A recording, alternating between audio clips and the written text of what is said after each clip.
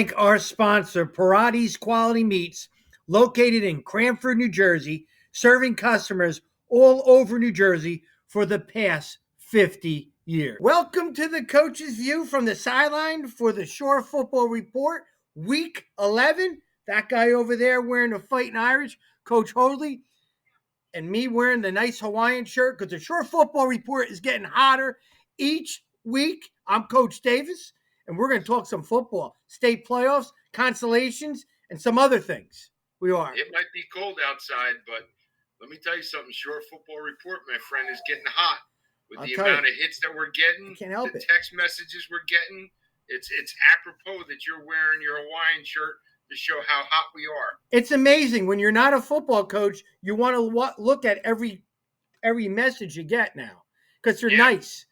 Yeah. All the messages I'm getting, DMs from all these players and parents and people that are listening to it are very pleasant. It's nice. Yeah. I don't get anybody asking me about playing time. It's incredible. It's nice that we're not getting the call. Why aren't you running the ball? How come you didn't blitz on this down? You could correct my grammar, the way I speak. Yeah, I mean, we know we're getting critique, but it's a good thing, man. I hear from a lot of my buddies. I was at Manasquan this weekend, and I saw Coach Cahill, the longtime coach there and all that. He said he watches our shows. All those guys, Coach Price, all those coaches out there are just constantly messaging us. And this show is as good as the Shore Conference coaches allow it to be. And that's one thing I want to do. Coach, before I start, I want to thank them again. All the Shore Conference head coaches, and of course, there's also the assistant coaches that have been very helpful for us. Yep. Coaches top 20. This week we had 30 coaches that voted in the top 20. 30. So they get a ballot and they do it. It's awesome. So we got 30 Shore Conference coaches that voted for this week's coaches top 20. They give me statistics that I put together and have it ready for Thursday. It says a lot about them. It really does. And a lot of them didn't have stats. They did throughout the years during the weeks, and it forced them to do it. And it's awesome because a lot of them said, we already got our stats done because of you. And it's great. Yep. And players of the week recognition, they're giving me little tidbits and they're asking me, can you do me a favor? Or they're pushing for a certain guy. So these coaches are working around the clock all the time, but also the talks, the text message, the emails. It's just it's really great. And of course, the coaches talk in the summer where everybody got to see the name, the face of the coaches on our talk show for an hour. Each one of them, it was awesome. It really was. So I just, I'm going to take my hat off to those guys, but it says a lot about them doing the extra, just trying to make the game better. And that's that. I think that's a great point. I think that's really what the Shore Football Report has brought this football season. We know as coaches, again, that's why our view is so specific and so special. Yeah. We know what it's like.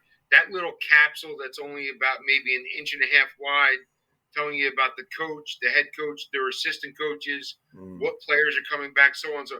But you giving them the hour to be able to talk about their program, their culture, what they have going on. Because, again, as coaches, we only know the timeless amount of hours that go into creating a program of what you do. It's really relative, and it's special to be able to give them that opportunity of that soapbox, be able to talk about what their school is, what their program, their philosophy. And again, ultimately, what you believe in, and I know I believe in too, it's always and it always will be about the kids. It's about the promotion of the kids in their program, and that's why we're promoting our kids in the Shore Conference, the greatest conference in the state. They've been great. All the coaches, win or lose, they're still picking the phone up, doing their thing. It's awesome. We are very united, our Shore Conference coaches, and we've got each other's backs, which is obvious during the state playoffs and Consolation. 100%. We're rooting for them, and we're rooting for them. Another thing I've been getting a lot of people making suggestions was, we want you to go live. I'm new to this. Why do you want me to go live? So you hear a couple curse words? Like, I don't know. Like, we edit things out, right? Let's just be like today. It took us 6. Blooper tape at the end of the year. You're going to see it. You're going to see the blooper, little beeps, stuff like that. But I didn't understand why you want to go live or recorded. I thought the recorded's good, but some people like the live effect. For them or for me? There's more pressure on us going live, right? Exactly. We're not that good. We're not that good, right? We might have to put stunt doubles in or something like that. But Coach, I'll tell you, man, this is new. This is new. There's people talking on Google Meets and all that stuff. I remember being a game one. I was on the Shore Sports Network talk show. They came to Lefties in Barnegat, and it always was a radio show. You talk, Correct. you had the headset, you I talk. remember, yep. It's always a radio.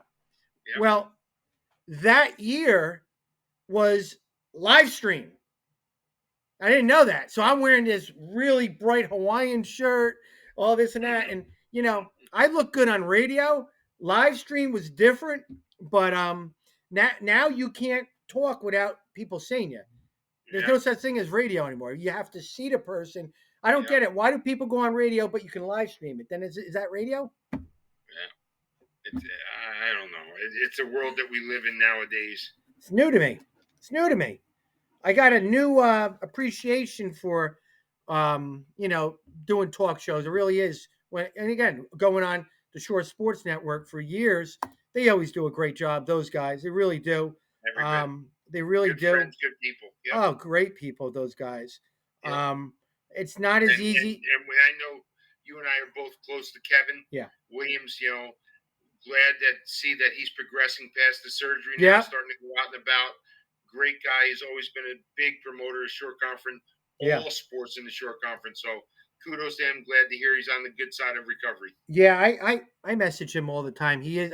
Today I messaged him. We were going back and forth. But you know what my dad's goal was, and he always said this. He goes, "Your goal should be to be on the Kevin Williams talk show for the short." Well, at the time it was whatever it was when Kevin does the talk show, him and Ed. And that's the way my dad always looked at it. So as a coach, when I got on too, it was like such a special thing. It really was. I agree. Because you're being recognized by people that you really truly respect. And hopefully this show does the same for a lot of households and programs with that. Right, Coach? Agreed. Yep. Awesome. So there's a couple things I want to talk about, but let's get it out of the way. Let's just say this, Coach. Weekly picks.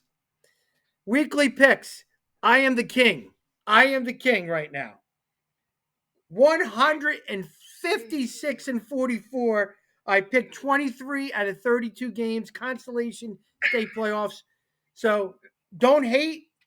The king is here. I'm going to take that off just so you saw it. I will tell everybody that was completely unscripted, that he ended up pulling a king's. I wear that in school all the time. The kids salute awesome. me. The kids thinking in my classroom I actually am a king. But that's fine. I don't know if you're a real true tough guy if you walk upstairs and you walk around with that crown in the house and see what happens with your household. Then I'll know you're a real tough guy. I look like the Burger King mascot. Maybe I'll get a free Whopper. But our weekly picks, man, we all did quite well. But we'll talk about it later. Short conference versus outside the short conference teams, we got to pick it up a little bit. Yeah. We got to pick it up a little bit because we're very prideful of all our different conferences out there. And the short conference is made up of 42 schools. We were 7-9 in state playoff games versus outside short conference teams.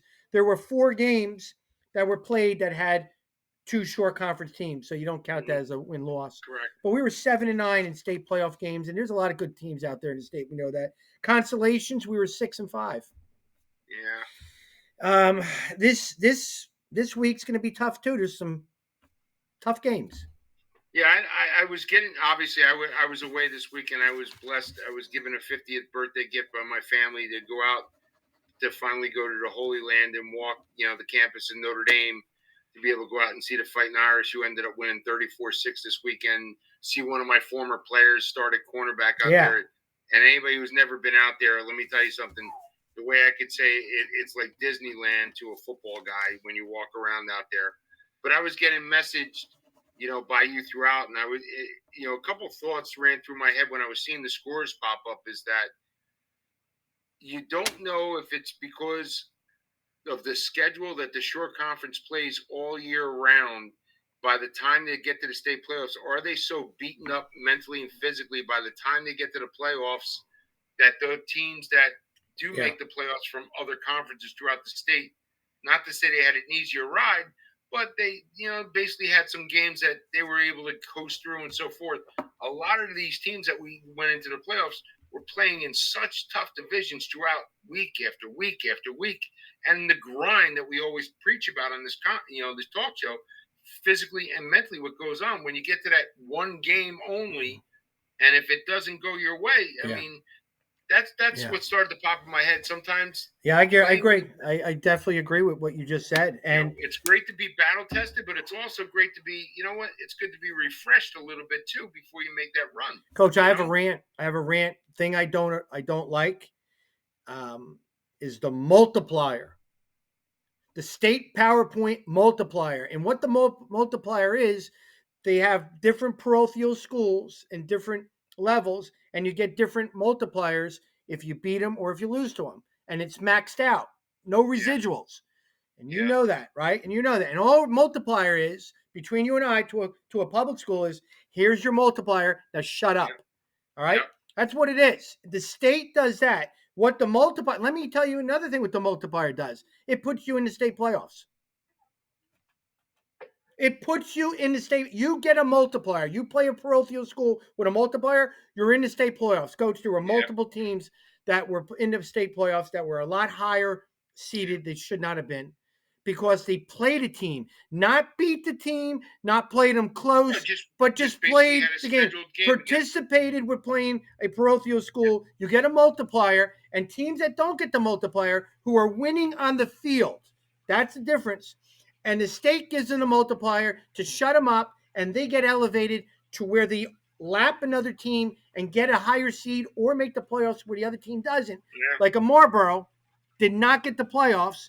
Tom River South made the playoffs, and I'm all for South making the playoff, but they got the multiplier, but they yeah, lost to Marlboro the week yeah, before 34-6 at yeah, South. yeah, Marlboro's not in. I don't agree with it. How about Jackson? Jackson's schedule was tough as nails, but your division, coach, that you were in at yeah. Matterdana, I'm going to call it out, screwed over that division because you would have all had multipliers playing at In Matterdana that school. division, you're right. Now, hear me out. Yes, you guys were not the same team you were in a couple years, so maybe they would have got the higher multiplier. But instead of that happening, those type of schools like Jackson, all those schools did not get a multiplier and didn't make the playoffs, where other Right. programs have in there. And I don't agree with the multiplier because if you're playing a parochial school, you're automatically in the playoffs. That's what it is. Let's just cut to the chase. Yep. I don't like it. I don't like the scheduling. I don't like how it's just brutal from top to bottom. There's got to be some breathing room. There's got to be. There's got to Yeah. be some games where you feel like, you got to work your tail off just to keep close. Toss up games, and then games you got a good shot of winning and feeling pretty good. There's no breathing room. There's none. No. Every week is a playoff week. That's not supposed to happen. No. And everybody, coach. Again, we're talking about high school student athletes, and this is why football is different than any other sport that takes place on the high school level. There's so much that goes into that preparation before they play that game on a Friday or Saturday that student athlete has to be able to do besides his academics, besides what's going on. I mean, and to be able to, and again, I've said this numerous times. Take it away completely. Let the parochials and privates play their own schedule. Yeah. Let the publics play their schedule during the year because they do it in the state playoffs anyway. And you eliminate all this.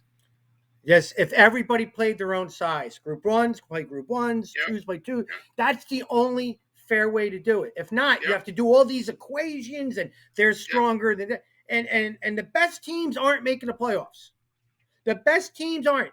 It's the teams that have the formula to their benefit make the playoffs. Because when you get the multiplier, it has no result of if you are a better team or not. It's just that you got enhanced power points, and it's bullcrap. It's bullcrap. It's bullcrap. And they give it to you, and they shut you up. Shh, take your PowerPoint. get over there and be happy. And it's a shame for that good team or that great bunch of kids that really don't have the strength of the school or the notoriety of the school or the athletic director that's going to be able to get that voice. Listen, let me play this game over a team that's got an established person there who has relationships. Let me get this game on their schedule. It's going to benefit us down the road. It's not good parity. It's not equal for everybody else. Coach, and that's ultimately what I'm going to bring this up, and Coach Mistretta didn't talk to me about it, but Jackson was a team that lost a couple games right to the wire. Southern Regional, Manalapan, right to the wire. Nobody in the short conference would want to play them if you had to play them. Yeah. If they had a multiplier, they'd be in the state playoffs, even with all those injuries and the lost justice, the close games. That team should have been in the playoffs because there were other teams that were in the playoffs that didn't deserve it over Jackson. Jackson is one example that I think got screwed over with Mater Dei not being in that division and them, just not having that enhanced multiplier. And they lost some close games. They normally don't, but every week was a playoff game to them. And I feel bad for them, but I'll tell you what, they're going to be a team to be reckoned with next year. Yeah. I'm telling you. So they're going to hopefully. And what's the short conference going to do? Are they going to put them in a different division now because they didn't have as good a record? Oh, God bless the other teams who are going to play a Jackson team who moves down. If you move a Jackson Memorial down into another, I'll forget about it. Well, that's the committee. So, but yeah, that's what I've been, kind of bummed out about. Coach, a couple things we're going to talk about today, like we always do, the top 20, 30 teams voted. Very close. Very, very close. The 1, 2, and 3. Heads or tails? Flip a coin. I was just going to say flip a coin. Oh, right now, because all coaches now are kind of saying, well, that team beat that team, but that team beat this team. And you know what? When you get 30 coaches voting, it kind of came in, but it's pretty good. It's a pretty good top 30, really a top 20, and it's very, very close. A lot of different rankings with that. We're going to talk about the recap, the Consolation games, and the state first round playoff games. We'll talk in that in great deal, and then we'll break down our second round state playoff games. And there's 4 Consolation games we'll talk about with that. But our special guest. Who's our special guest tonight, Coach? Oh, Italian. Raritan Rockets. Anthony Petruzzi from Raritan, the number 1 seed for Central Jersey Group 2. I got a chance to see them live. Raritan's Raritan. They're a good program. Different kids wearing those jerseys all there. Very happy for Anthony. Very happy for Anthony. He's got a lot of good things going. He's got a tough game this week against Hillside, but he'll be on in probably 15 minutes with that. So we're going to we're going to talk a little Rocket football with Coach Petruzzi with that. Coach, before we shut off, I want to talk about the Shore Football Report end of season, because a lot of people have been asking me, what are you doing after the season? Oh, a lot of great things. A lot of great things we're doing. We're going to be picking all-star teams, but different than what you probably have read in other media outlets. We will be doing an all-division team, first, second team. We're going to have an offensive, defensive, special teams, a sophomore, freshman, MVPs. We're going to have them. We're going to have them on our talk show. All right? We're going to do first and second. We're going to have an all-county team, first, second, and third. We're going to make sure that teams are getting Love that. All county, Ocean County, all county, Monmouth County, Coach. We're going to pick an all shore, but there's something different. We're not just picking first, second, third team. We're going to pick 5 teams. We're going to get more names out there. First, second, third, fourth, and you know what comes after that, 5th. They need to be recognized. Call it what you want, but there's a lot of good players that always get left off all shore teams. Yeah. But the kicker we're going to do is we're going to take a quick look to next year's top players, and we're going to pick an all-short team, all underclassmen team, and we're going to get those guys on. So no seniors on it. We're going to pick an all-short team leading up to next year. I'm excited about that, and some of those guys will be on both of them, but there's going to be also a big influx of other people because there's a lot of good freshmen, sophomore kids coming up. So we're going to give a projection or maybe a preseason all shore team, just looking into the future. But kids get better in the off season. Kids Sure get you do. bigger, stronger. They get or kids go ineligible and whatever. Things happen. But at this point now, I want people to see what the future looks like in the short conference. And why this is great, and again, this is why our talk show is really getting the so-called rub or the real notoriety. We can tell you as coaches, we both sat around representing our teams at these all division, all shore meetings. And what happens is we'll say, okay, let's talk about wide receiver. Everybody nominate their wide receivers that they think should be on here. Coach Rob Davis nominates 2 kids. I nominate 2 kids. Team A nominates 2 kids. Yeah. Another team says, no, I don't have anybody at wide receiver. Team C nominates 1 kid. Then you are only relegated because of certain media outlets. We only have 3 spots for wide receiver for this all division. Well, there's 4 other kids that other coaches felt, listen, this kid deserved to be on there. And what happens, that kid stays to the side and doesn't get the notoriety. No. So by us saying, hey, listen, we're going to have a first, second, third, fourth, and fifth team, those kids that always were written down on the ballots that we submit, they're going to get the notoriety, and rightfully so. Coach, I've been that's how the voting process goes as coaches, so everybody knows. I've been very fortunate being a rep in the All-Star meetings for many, many years. And I always found it interesting hearing about the kids that just missed it. Yeah. And they get forgotten. Yeah. But that's why I with this platform right here, I wanted to know those guys who fell off the list and had their names up there, and then find guys who weren't spoken about and add them into it. And that's what it's all about. Everybody knows who the, that big time D1A guy is and all that. But there's so many good football players out there, so many good stories out there that these kids are going to, that should be allowed to be spoken upon on this show and all that stuff. So we're going to have a lot of good names being called out. And of course, there's going to be a cutoff, just like anything. If you do it for only one team, everybody wishes they were that 17th kid instead of the 16th. If you do 2 teams, you wish you were that, there's always a cutoff and then there's a complaint.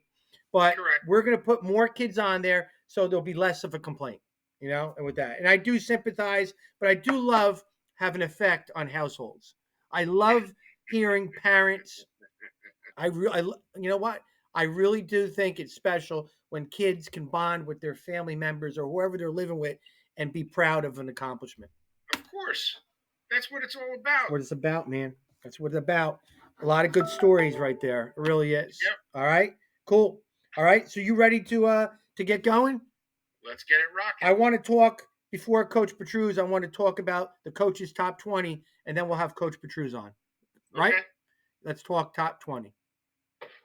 All right, Coach. Here's our coaches' top 20. 30 coaches voted for Week 11. I couldn't make this any smaller. So we're just going to go do it this way right here, and I'll just move it around. You want to take it right now about some of the changes? So basically, like we said, we can flip a coin with a lot of these spots throughout. Maybe 1 or 2 teams moved 1 spot, dropped 1 spot. Everything's basically stayed in the top 10, basically where it's been throughout the last couple of weeks. The big movers this week on the positive side is, Raritan jumping up 4 spots from 16 up to 12 this week with a big win, 30-6 over Barnegat in the state playoffs. Shore Regional jumping up 4 spots from 17 to 13 with a big win over Burlington City, 42-8 in the state playoffs. And Manalapan in a tough loss to an Edison team, 20-23 in overtime, had dropped 4 spots from 6 down to 10. Other than that, the majority of the teams have stayed within 1 or 2 spots throughout the top 20. Coach, look at that. Look at the top 3. Look at the points. Again, when you vote first place, you get 20 points. When you vote second, you get 19. You got 568 with Donovan Catholic, 565 with Rumson, and 554 with RBC. That is close. Yeah. That is really, really close. So that may get very interesting after this weekend too, Coach. Agreed. Yeah. The other thing was you look at here, Shore and Lacey had only 2 votes away from them. And of course, Marlboro and Frielborough. Asbury Park, Jackson, Friel Township, Barnegat got recognition with some votes there Yep. too. So there's a lot of close jockeying for different spots with that. This is posted on my website, theshorefootballreport.com. It's on Instagram and Twitter, Facebook, and all that. So it's out for everybody to see. And other media outlets are using our top 20 as well. Yep, they are. Welcome, everybody. Now we have our special guest. We have head football coach, the #1 seed in the Central Jersey Group 2, Raritan head football coach, Coach Anthony Petruzzi. Coach, thanks for coming on the show, taking some time out of your busy schedule during your state semifinal week. No, thanks for having me. It's going to be exciting. Awesome, Coach. This is great, man. We got the top dog in Central Jersey Group 2 that we're proud of in the short conference. Coach, 12 years as a head football coach, 9 as an assistant, 21 years total at Raritan. Man, you've been through a lot. You've seen a lot. You played there. How special it is to coach at Raritan? It's kind of surreal every now and then when you think about it. I've been in the same place for such a long time. I've seen so many kids come and go, so many coaches come and go. And each class brings a different flair, a different flavor. But there's so much similarities between a Hazlet and West Keensburg kid. Even through the 20-year period, we just get such hard-nosed kids, such throwbacks. And they love the game of football, and they're always excited to learn and to give their best. So I'm very fortunate to be around, another group of guys that just takes you back to remembering the friends that you played with and the other classes that came, before you. So it's special. Coach, you coached him, right? Didn't you, Coach? Well, listen, so everybody understands, if they don't know the true history of Anthony Petruzzi here, I ended up having a pleasure coaching the 1998 All-Shore Classic game, and 100 and something nothing pound linebacker ends up playing defense at linebacker, makes the All-Shore game, playing for Raritan, representing Raritan. So, I mean, when he says he bleeds, the red and the green, the silver, and the white, where he goes with the rocket football. I mean, he's done it all from player up to assistant, playing, coaching under a legendary coach, what he had, and now creating his own culture and his wisdom, what he's doing now with seeing those players starting to progress with now they have their kids coming through the program. It's amazing to see what he's done. It truly is. I mean, he's a staple in the town. I truly know him. I truly believe, in my heart, how special the Rain Foundation is with Coach, what that means to him, what he does with, doing the extracurricular with helping out the communities around here during Christmas time with the bikes. I mean, he's truly a class act of the Shore Conference. Yes, and he's a winner. And he's a winner, and he's the #1 seed in the Central Jersey Group 2. And that's why we got him. We had to get ratings up, so we got to get Petruzzi on here. I don't know if I'm gonna be able to do that for you. Oh, we're gonna put the pressure on you to get these ratings up. Rating. All you had to do was get Redbone next to him. Get Bone next to him. You'll get the ratings up with Bone. Let's get him going here, Coach. You were 6-1 last year in a COVID season. It was difficult for everybody. To where you are now in the summer, when you went on our coaches talk in the summer, and you were talking about your players, and I knew who you had coming back because I was in those all-star meetings with you. You had a lot of good kids coming back that made all division and had some high accolades, all sure and exciting. And then you got going into season stuff that you did not think were going to happen with injuries. Injuries happen, and you've never used it as an excuse, and that's one thing I respect about you. You never use your schedule, because I think your schedule is as tough as anything for Group 2. I can't believe some of the teams that you are playing. You never use that as an excuse, and you had an injury bug, and you still kept going at it. And I'm very proud and excited to be where you are right now, being the #1 seed for what you had to go through. And now I think you're really clicking, because I saw you firsthand last week playing Barnegat, and you really did a nice job right there. Coach, take me to the beginning of the year to now, and how do you think your team might be better off with all those ruts going on the last couple weeks to where you are right now? The game of football it has a way of humbling you, and I think in the beginning, Coach Parcells used to talk about, don't eat the cheese. It's it's rat poison. I probably didn't do a good enough job of making sure our guys knew that, again, what makes us special here at Raritan is the way that we play together, the way that we sacrifice, the way that we use our teamwork, and it's not about the individual. It's nice to have those accolades, but when we play when we play together, we have a way of pushing the individual further than he thinks he can go. We struggled in the beginning a little bit with ourselves, and that actually, came out in some of our early games. Raritan was our own worst enemy. And yes, the schedule didn't help us, the injuries didn't help us, but we always felt that we had enough guys, we had enough talent to still play better earlier on in the season. So the book of Raritan has kind of gone through a couple chapters now, and I feel like we're learning from our mistakes. We're getting stronger as a team.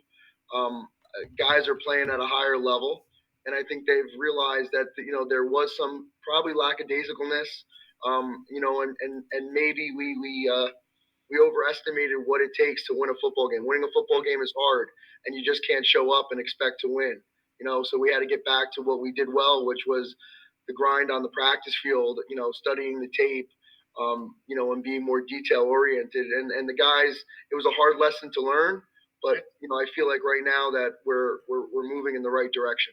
Coach, it's the greatest sport in the world. That's the life lessons it teaches us. Coach Hoadley and myself, we were talking about the athlete you had, and I knowing who you had, listening to those all-star meetings. I mean, guys like Ben Hutchins, your quarterback, you had coming back. You had Kieran Falzone, a junior running back, which is one of the top players around. Joe Campanella, outstanding defensive back and slot guy. Danny Calicari, who was injured and came back, and he's really sparking you guys. Rob Scarola, your two-way receiver DB, and Alex Dekas. I hope I'm saying that name right, coming back. Absolutely. Now, Coach, you're going to stop me. I know up top there, Shannon, because there's some dudes in the trenches too. But those skill kids there were top names in the short conference coming into the season and are ready to be playing in the state semis this weekend. Coach, go ahead with some of those linemen that you've been chomping at.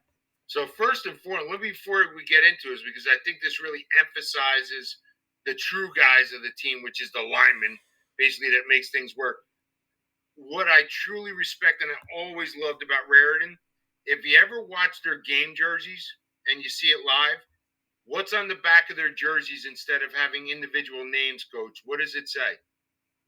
We have integrity, intensity, and family. That's the greatest thing I think about, because it talks about not individuality, talks about a team and the mentality of what a team should be. I've always respected that about that with Coach, which leads me to the linemen, because they emphasize all three of those aspects of what goes on with Raritan, which starts off with Jason Trotta. Oh, he's big. Tom Jaluski at guard. Then you talk about Monty Abbas, who's really stepped up to really be able to take over for an injury that took place and really start to step in at center to be able to help out what's going on right now with how we're moving the ball. Aiden Hill, and then you got Kevin, Jurassic at left guard, what's going on. That's really what's making it go. When you can really have three players like we spoke about with Campanella, who will give you 100 yards, Falzone, Calicari, but it all starts up front, Coach. How do you feel about your lineman that's really getting the job done in the trenches?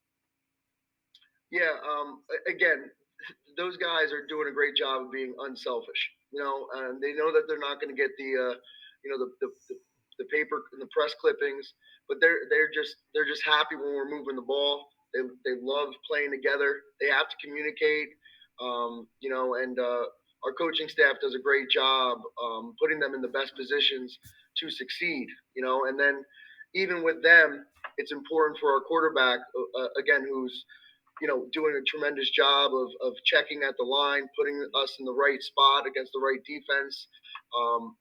So those guys, including the quarterback, Ben, kind of go unnoticed every now and then, but they're making everything else happen, and then in our offense, the blocking on the perimeter with, Robbie Scarola and Stephen Moser, and the things that are happening on the edge is huge, because you're getting the extra yards and the touchdown blocks. that are springing these guys. So again, our offense is so selfless, and guys are just trying to do what they need to do to.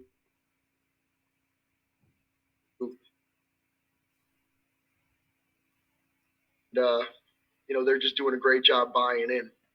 Coach, remember that press clippings they don't care about. They better get used to it because at the end of this season, a lot of their names are going to be on our All-Star teams. So that is going to change with those linemen. Coach, I thought it was remarkable that you try and stretch into 2 platoon as much as possible.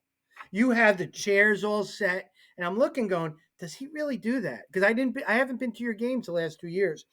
And when the offense goes on the field, the defense goes to there, and vice versa. How important is that with you? Now, your philosophy helps in the second half. Has that been help? Have you seen it as helping in the latter part of games? I think as the season goes by, like we try to make sure that we're fresh, and we're trying to use the way that we practice and the way that we prepare. We want to get guys on the field that are game ready, because you never know when you're going to need somebody with injury, and especially at a group two level, somebody else needs to step up. But yeah, that's all about being the best team in the fourth quarter. So we can roll in a lot of guys, especially on the defensive line. We try to play a ton of guys on defense. So we could spell guys on offense. And we also, we just believe that a fresh guy in the fourth quarter and a guy that just has less on his plate to concentrate on is going to be sharper, more focused on their keys, and faster in the fourth quarter. So that's great. We try to keep our, we continue to try to lift twice a week, to make sure that we're, it's never about this week. It's always about the future, and putting in those extra, that extra time. And we're always in the back of our mind, we're preparing for the next game, but our expectations are always to go further on in the season. So we want to make sure that we're ready and we're not walking, in with a skeleton crew, and guys that are just withered from the storm. We want to be ready to go in times like this. And we have a heck of a Hillside team, coming to our place on Friday night that we have to be at our best to beat.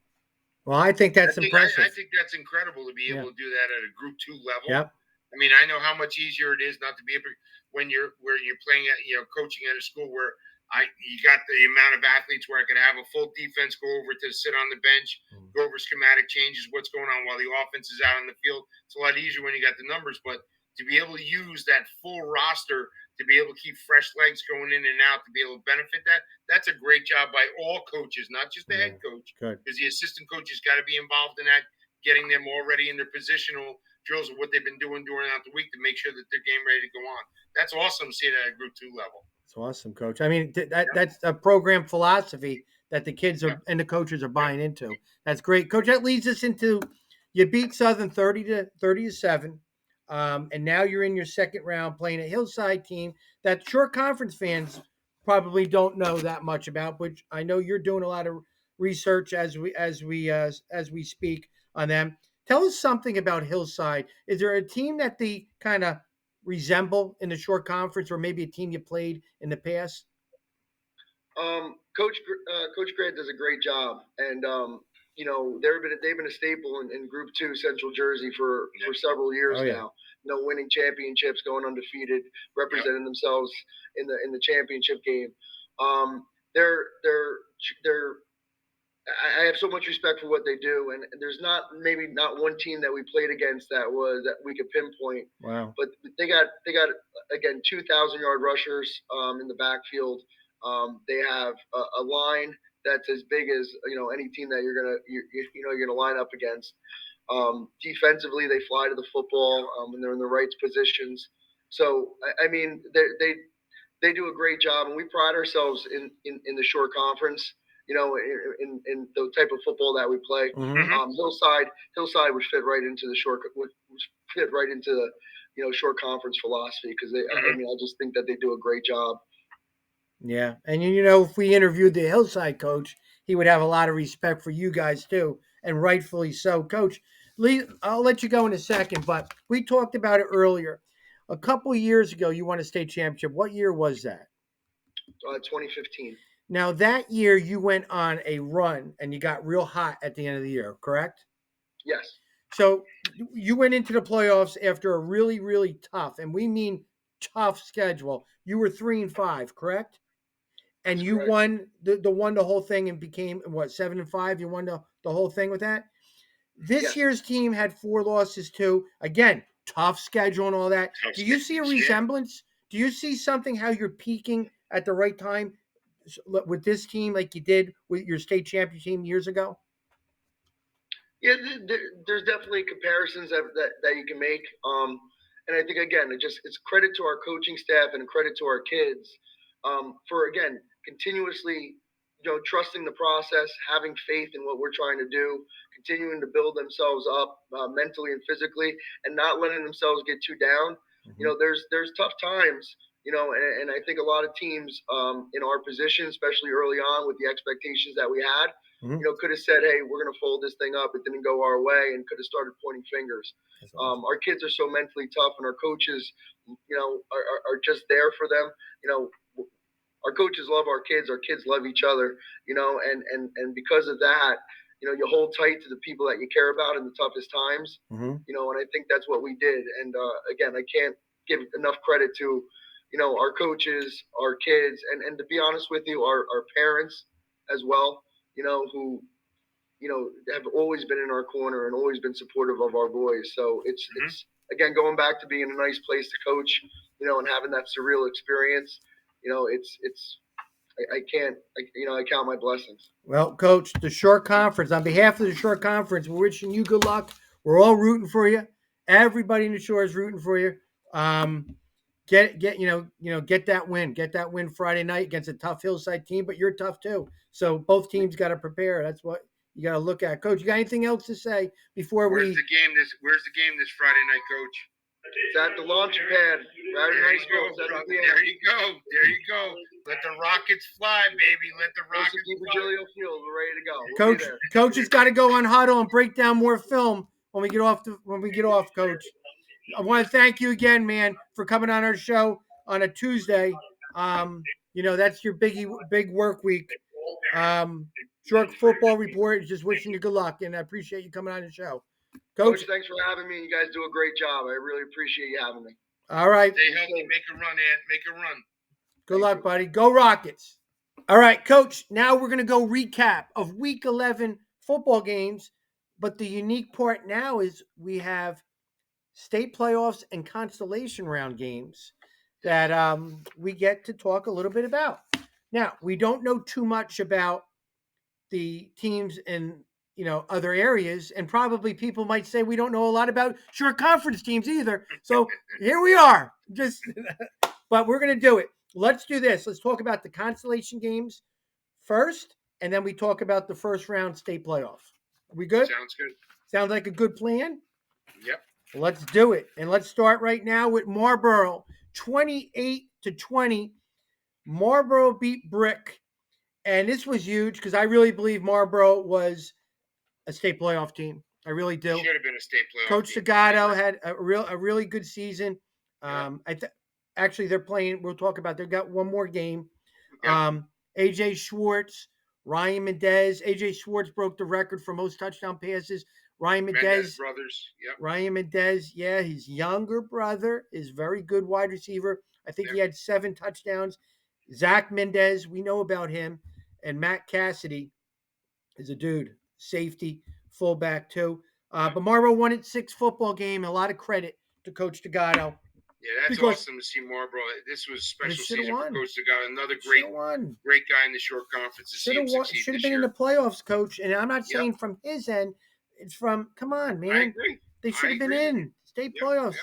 They won it on the field. They really did, man. It bothers me. And, Brick ended it with a 4-5 record this year. Marlboro 6-3 and advancing to one more game. Keensburg beat Roselle 28-21. I've been following Roselle for Group 2 for all year and watching them play, and they finally lost to Boundbrook. And I'm like, oh, man. And then they play Keensburg. Why would they be a Group 2 school that just missed the state playoffs, play a Group 1 school in Keensburg? And what does John Bird do? He beats them. And why was that win important? Because it's his 3rd winning season in a row. Third winning season in a row. Take my hat off to Coach with that. That's an accomplishment. Sure. And this was the winningest, I think it was the winningest senior class. He had 18 wins since 2006. So, I mean, Coach Bird was real proud of him. Coach, you pronounce the quarterback's name, please. I know how good he is. McKay Braithwaite. Yeah. Yep. Okay. I can't say that, but he is dynamite. He is dynamite. That's gonna be a guy they're gonna miss big time, And this Coach. just goes to show, because I've seen it firsthand with Coach Bird, how he's involved in the AYF program with Keensburg. Yeah. He's keeping the kids in town, coming up through the ranks. You just said it best. It's his third winning season in a row. Yeah. Kids are staying in with being the. Congratulations to him and his staff. That's a good job. Yeah, and we're going to talk more about these teams in our next shows with that, but we're going to get right into it. Point Beach, Coach Zaccone won his second game in a row to end the season. He's 3-7, beat Spotswood 35-0, and God darn, the text messages and the DMs I was getting from their program, and they like to tag you to all their videos, and I felt like I was one of them. I was so excited for him. I was like, I mean, it's awesome. They make me feel important, but he's very, very enthusiastic. Coach Zaccone has got that program always excited, and it's always great to win your last game. Well, they won the last two. Congratulations, Coach Zaccone. 35-0. Get in that weight room, which I know he probably was yesterday, and he's getting ready. Yeah, knowing him, right? How about Lakewood? Speaking about text messages. There we go. Woo! LJ Clark gets his first win on the field. He did get a forfeit win against Manchester, but 32-22 versus Metuchen. And that Lakewood football team was fighting tooth and nail every week. Just didn't have enough to finish the game. Just didn't have enough. They played Barnegat. It was 20-20 at half, and then the second half they fell through. Just didn't, to be able to carry forward for another 2 quarters. They lost a lot of close games at the end. But it's always great. LG's got one more game. He's playing New Egypt this Thursday. I will be at that game on the sidelines with my buddy, Coach Fence. But 32-22 win for LJ Clark. Congratulations to Lakewood with that. How about Matawan, Coach Graber? You know I'm a big fan of Coach Graber. Yep. They are on a 2-game winning streak at the end of the season. 20-19 beat Carteret. 4-6 now, Matawan is. And they may be one of the youngest teams coming back next year. And there's going to be a lot of names that we're going to talk about on that all-short team of underclassmen. Matawan's got a lot of those kids, really, really do. So it's a credit to Coach Graber, getting them in the 2-game winning streak and getting them excited, because you got those young puppies who are excited, and get them in the weight room and playing basketball too, and getting ready for the off season. It's always nice to get not only one win, but 2 in a row with that. Ocean gets its second win in 3 games to end the season. Coach Klein didn't have a record like he wanted to, but they battled every week. Coach, they're 2-8. They beat Robbinsville, who was 5-4, just missed the playoffs. Right. That was a playoff game. And we knew that this was coming because of the schedule that Ocean played throughout the year, and what Coach Klein, they played a brutal schedule that was going on, and they kept coming back. They were starting to progress. Closer games. Yep. Robbinsville's a good football program with Coach Patterson. Ocean got to win. Tyler Douglas was outstanding, 250 yards, had an interception. He's a dude. Player. Coach, insert him somewhere on all-star teams, because he's a dude. Yeah, he's a dude, and he's a junior. Yeah. So get used to hearing that name, everybody out there, because Tyler Douglas is a dude. He's coming back, one of the top players in the Shore Conference now, and definitely next year with that. So congratulations to those guys winning 2 out of the last 3. Red. Now Seneca, 21-12, came into Pinelands, Wildcat area, and beat them 21-12. Coach Fuller announced he's stepping down. He put it all over social media. Yeah. He's been there for 5 years. Wishing him the very best. They won 4 games this year. They were young. They were a young football team. So they got a lot to look forward to, Pinelands. And they had a couple signature wins. Yeah. In that division, They play tough. Yep. Pinelands kids are always tough, and they got some wins under their belt, and they're young, like I said. And, whoever gets that job is going to have a good body of work of guys to go with that. So, Yeah. wishing Coach Fuller the best, whatever he's doing. So, whenever Coach steps down, hopefully, there's a little closure to that. I think it's important with that. So, Pinelands lost their last game, but have a lot of guys coming back with 4 wins under their belt with that. Allentown 25, Manchester 30. Now, Manchester was one of the scariest teams. They just didn't put it together. They lost a couple close games, and they had a forfeit. Another one. They could have possibly made the state playoffs if they didn't have to forfeit. And probably had one of the most electrifying players in the short conference on that team with Savion Myers. You know that as well as I do. Yeah, but I'm going to include another name to there, Damari Brown. Brown. Brown. I actually did all this just real quick. Damari Brown as a receiver. Look at these stats. Damari Brown had 62 catches for 816 yards and 9 touchdowns. 62 receptions in a high school football season. Yeah. I mean, he had multiple block kicks. He had a interception for a touchdown. Like, he's a dude. The guy's a dude. He's going to be up for all sure. First, second, third team, whatever. But Damari Brown is a dude. He's a dude. Yeah, think of those numbers. I don't care where you're playing. Those are big numbers with that. I agree with you. Jackson Liberty, unfortunately, lost. They were 2-8. They finished. They lost to Steiner 28-13. They won 2 games this year. They hung tough in a lot of games. They haven't been able to get it going. Offensively, they've been struggling a little bit. Yeah. Tough kids. Hopefully they had a couple underclassmen. I know they had a freshman lineman. They had a couple. The running back Corrado is coming back. So they got a nucleus of guys coming back, and hopefully, their schedule is a little, better, okay for them because the short conference. Yeah, exactly. Mixes things up. Things around. I agree with you. But Jackson Liberty is always tough dudes. They're always tough dudes. It's just that they haven't had the consecutive wins they wish they had, throughout a season. So wishing them the best with Jackson Liberty. He finished 2-8, losing to Steiner. Brick Memorial 28, Red Bank 34. Now that was back and forth. A lot of good football players. We love Connor Dietz, and you know that. I can see by that smile. Red Bank's got the kid Olson, and it's got a lot of kids Hicks, a lot of underclassmen, and Coach Fallon's got them going. 4-6 they finished. He's excited. Fallon was very excited when he messaged me about the future at Red Bank. And rightfully so.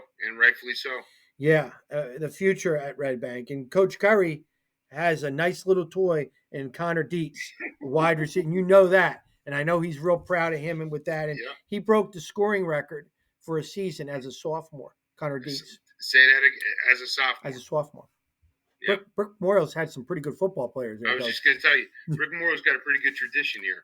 Yeah, pretty good. And Coach Curry's been a winner all those years. Like, he knows that he's got a good dude right there. That gives you that little extra oomph going into the offseason, though, once you got coming Red back. Bank, Brick Memorial are going to be 2 teams that I agree with you. You might not want to have on your schedule next year with that. I guarantee you that. Toms River East lost 41-2. They had a tough season. They did. I mean, their high point was to beat Toms River South, who was a playoff team, beat them 27-7. So when they're walking around going to the mall in Toms River, they beat one of their. They got the bragging rights in town. They do. Yeah. They do. It's always nice, and they always say it's important to win your rival game first, but you do want to win the other games too. But beating Toms River South 27-7 is a little bit of a closure, for them. And Coach Sandberg's a very enthusiastic guy and all that. And I know he's going to get those guys in the weight room and get them going. Hopefully they could feed off of, that game of Toms River South with that. But unfortunately, Cherry Hill West came out, and Cherry Hill West it finished with 4-6. They should have matched up Toms River East with a different team. I agree with you.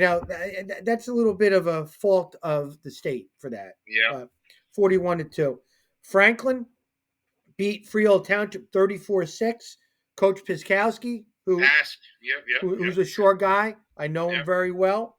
Yep. Won his football game against Corey Davis, who's had that team really hot.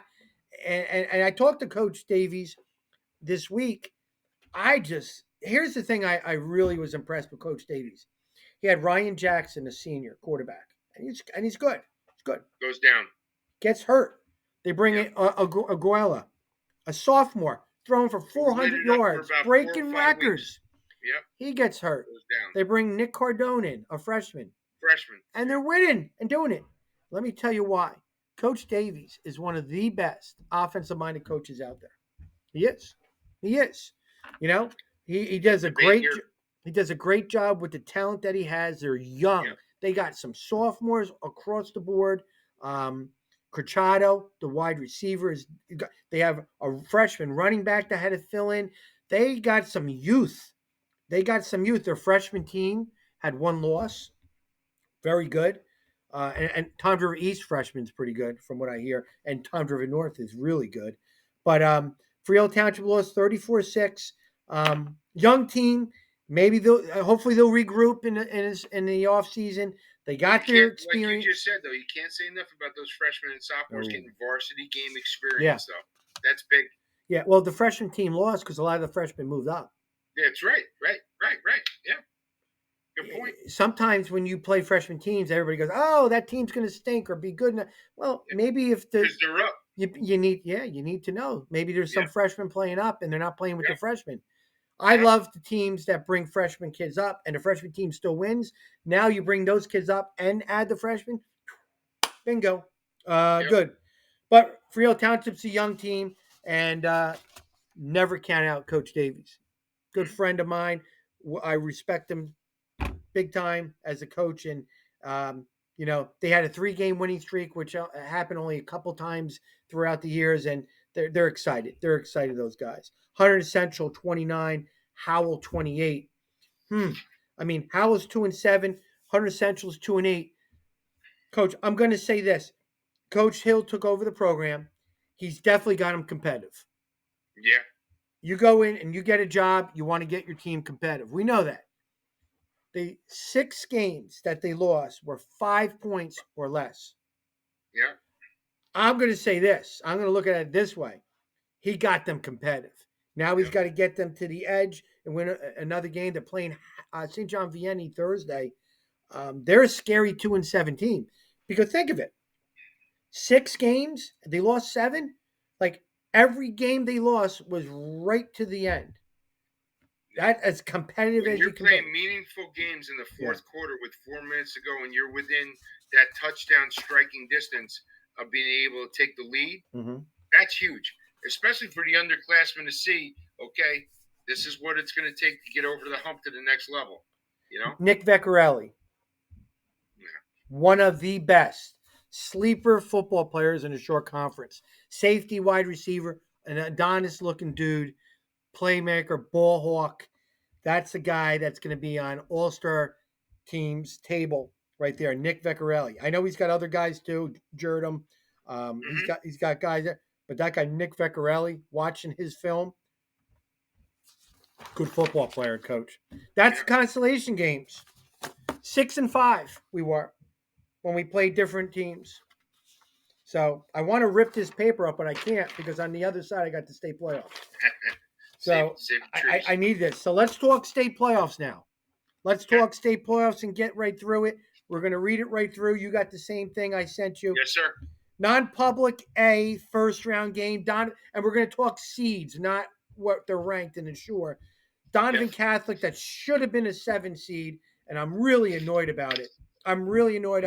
I was messaging Coach Committee. Don't say that word. But Donovan Catholic is the 8 seed, and you got to understand that politics is bullcrap in the state. North Jersey. They're listening North Jersey people. It's bullcrap because Donovan Catholic should have been the 7 seed. And it's big because then they don't play Bergen Catholic the second round. I really am upset about that. Donovan Catholic, 8 seed, beat Notre Dame. That's the 9 seed, 48-8. I mean, if that's not something of a statement. Usually the 8-9 seed should be a last second field goal down to the last drive, coach, right? Yep. Donovan Catholic kicked their butts. 48-8. There should be a little bit more of a difference between the seeds. They know Notre Dame. Okay. Yep. Donovan Catholic showed that we're not an 8 seed. We're a 7, maybe 6. I want to say 7. I'll just say 7. But, all I'm going to say is Bergen Catholic's playing a team a lot better than they thought they would be playing in a set for their first round game. It's their second round. Agree. They're bye. But okay, let's talk about Jalen Butler. He just got an offer from LIU. Just saw that on the social media, and rightfully so. He was 8 for 12, 176 yards, passing, 3 touchdowns, ran for a 70. He's having a great year. Where are we putting him? Is he on offense? Is he on defense? He's somewhere. But the kid's a tremendous athlete and having a tremendous season. Yeah. He is. Kyrie Drake, I don't know if you heard of him. I know a little bit about him. 4 catches, 55 yards, and a touchdown. Did you ever teach him how to run and all that? No, I was never fast enough to be able to do that. But I did pat him on the back a couple times as he ran by me. Yeah, my head would turn watching him run. He's so quick. Coach, how about this name? My son, Rush Esdale, one of the sleepers in the short conference. A kid that just makes plays. He's a very good team player for Donovan. Had a 50-yard touchdown catch. Freshman wide receiver Michael Thomas, one of the best freshman prospects in the short conference, had another 44-yard touchdown catch. Nunes Bukala, 139 yards quietly, right? Yep, quiet. Give the ball to this 200-pound stud. Run people over. Shh. Good. Yeah, Bukala, 139, 2 touchdowns with that. So they're traveling to Bergen Catholic, the number 1 team in the state and number 6 in the country. Yeah. And another kid that goes underneath the radar with Donovan, another former player of mine, Nat Ianello at linebacker. Oh, he's from Mater Dei? Absolutely, of course he is. So, but he's averaging between 15 or 16 tackles a game at linebacker. Yeah, he's a big, strong. Another great player. I mean, great kid. Another great player. I'm so happy for him as well. Yeah, he's a guy that's going to be on the tip of the tongues of all these all-star teams too. Playing balls out. Yeah, Williamstown, Central Jersey Group 5. This was a tough one. 34-20 versus Southern Regional. It's a little banged up going into the game. Really were. Williamstown came out victorious 34-20. Nolan Schubiger had 177 yards. Running back Jaden Brown at 85 yards, caught a touchdown pass.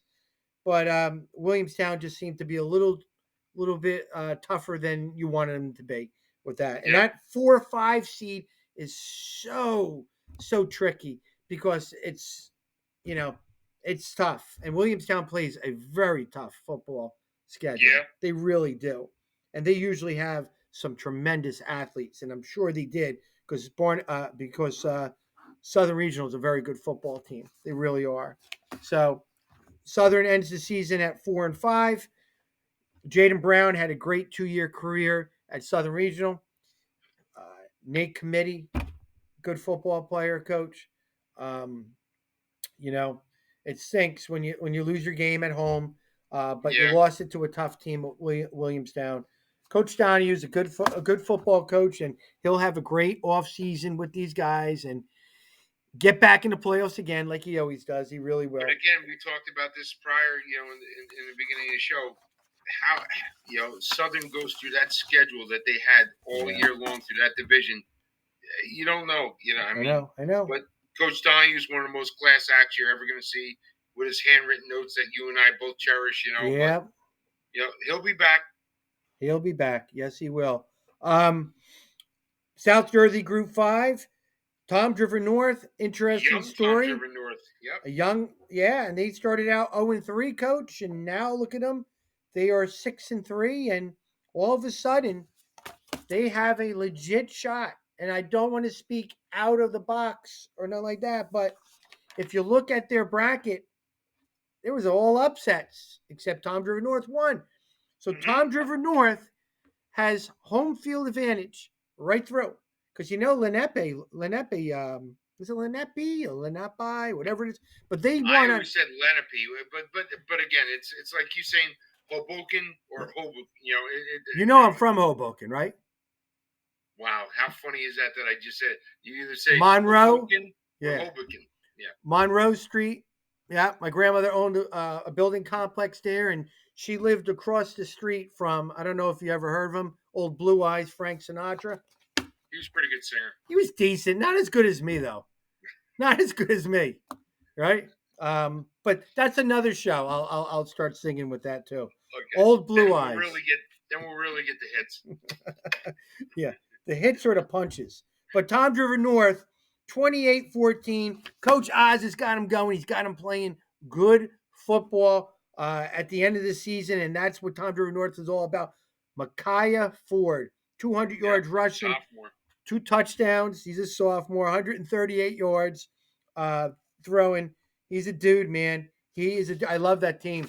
A lot of good football players on that football team, That's scary to think what the future holds for the Mariners down there, as young as they are, and they're making a little bit of a run right here. That's. We'll talk a little bit more about Tom Driver North since they won with that, but he's got him going with that. It was just a big win, 28-14 with that. Now, Edison beat on the other side, Manalapan 23-20. Coach Dom Lepore was on our show. I hope we don't have a playoff jinx on here. Somebody actually said to me, they go, is it jinx if a coach comes on here? I actually scrambled and did my notes. So over the weekend, I'm looking at what our records were, and we're 6-3 with coaches that came on. It's not a bad record. No. You would take that for your weekly picks. Are you kidding me? The way I picked my games this year? Jesus. Absolutely. Yeah. But yeah, Coach Lepore lost a nail biter at home to the number 7 seed Edison. They missed a field goal in overtime. They kicked a field goal to win it. He had a tremendous year. He did. He was 6-3. He finished. Yeah. They stunned him, and that's the only way you can say it. When you're the 2 seed and you lose at home, it's a stun. 25-yard field goal by Edison to win the game. It stinks, man. It really. I feel for him because it's a team. Manalapan's a team, and the way Dom is as a coach, he makes you feel like you're invested in their program. Yep. And names like here in Colton, their kicker, he had 2 field goals he made during the time, and he missed a real long field goal.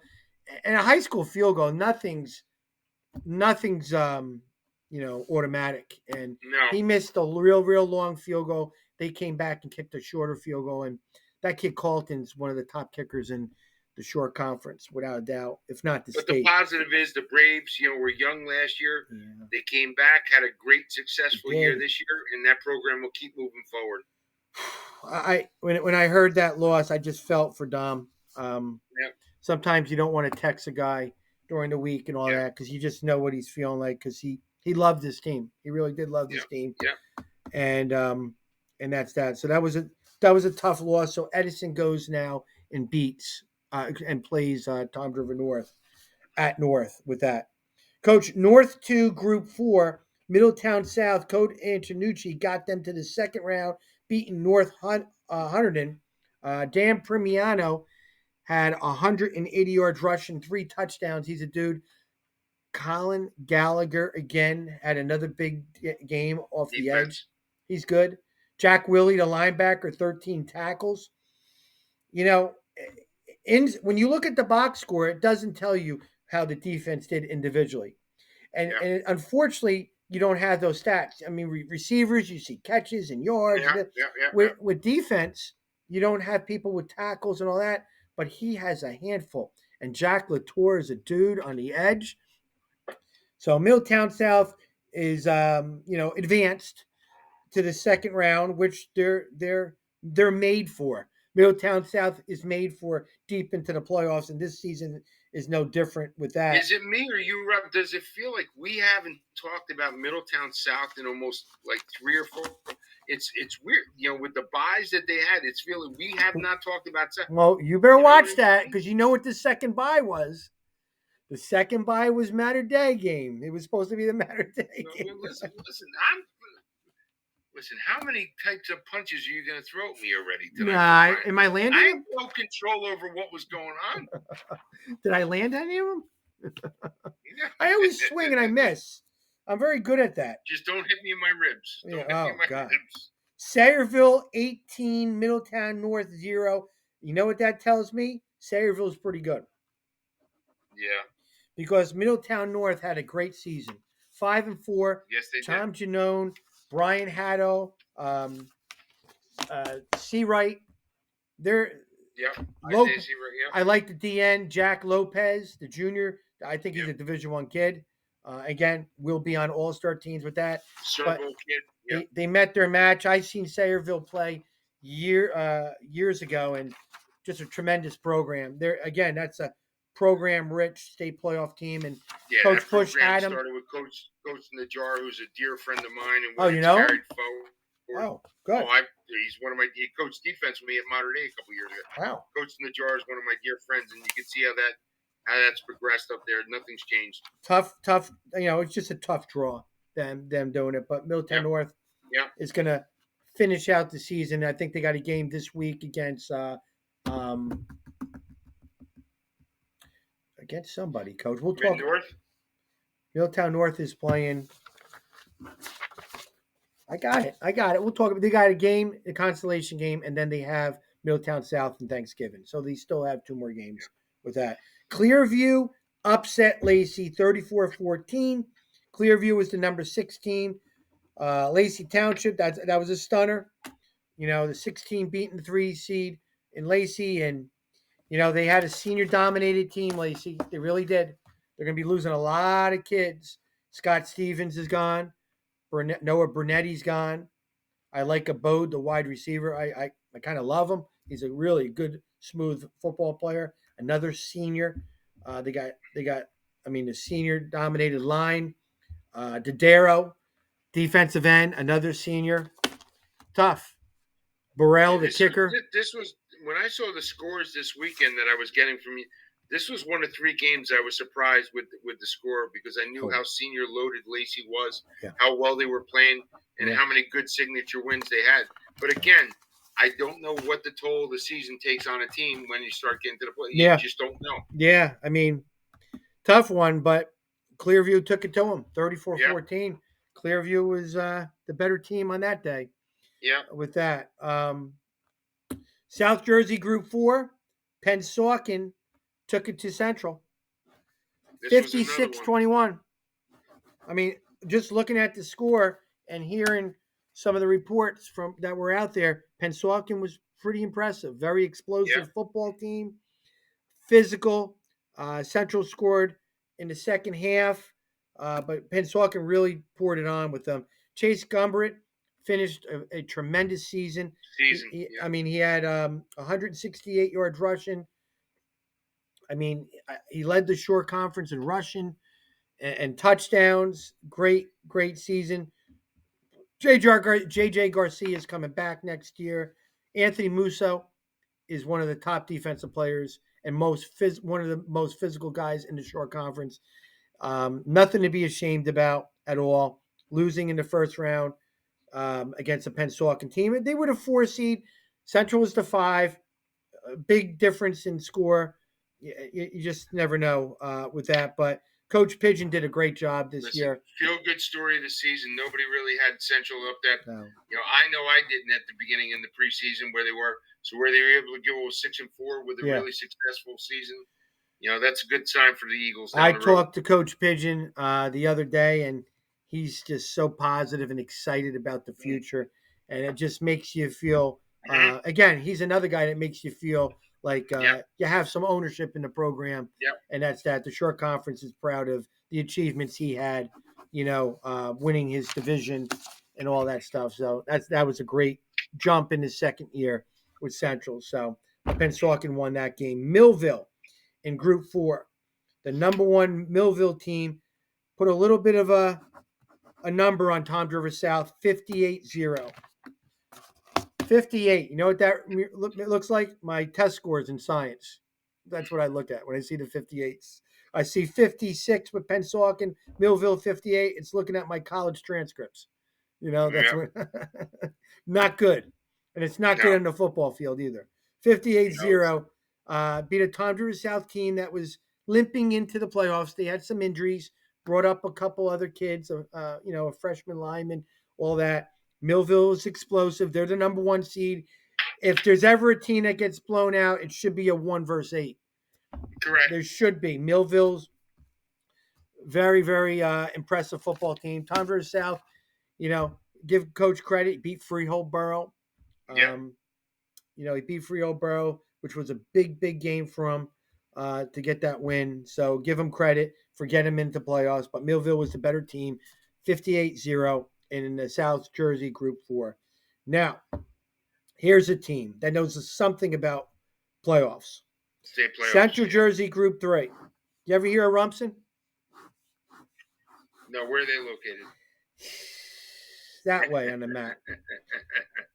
They just did it. They did their thing. They play with you. Colin Kennedy, a name most people didn't know about, and now people kind of got him on his fantasy football, probably, if there was one in short conference. 141 yards, completions, 85 yards. He ran 3 touchdowns on 3 carries. I get it. Their defense gave up 7 yards rushing. Coach 7. They're pretty good defensively.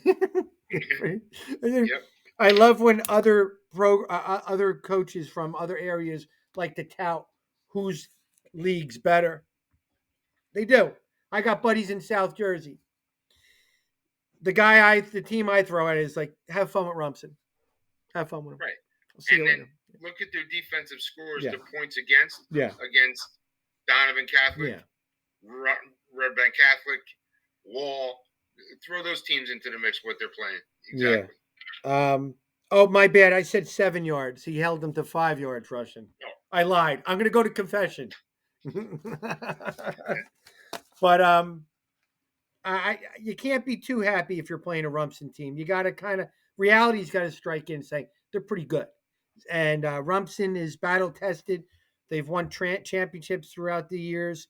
Yep. And this is their time of the year. Yep. This is their time of the year. Yep. So good job by Coach Schulte and the Rumson football team. Now, South Jersey Group 3. How about another team that's kind of familiar with championship is Wall. Yeah. Wall beat Hopewell Valley, where the starters came out in the second half. Give them credit. It was they wiped out the bench. Matt DeLavi, 273 yards, 4 touchdowns rushing in the first half. Jake Davis had another 81 yards first half. I think the average 15 yards a rush. It was totally lopsided. Yeah. They're pretty good. They're pretty good. They're now playing Delsey next week.